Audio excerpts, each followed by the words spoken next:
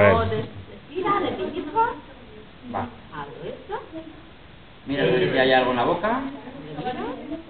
Pero no metas el dedo. Respiraciones, ¿no? Mira a ver si respira primero. Bueno, también tiene razón. Eso. No respira. No ¿Vale? respira. 2, ¿no?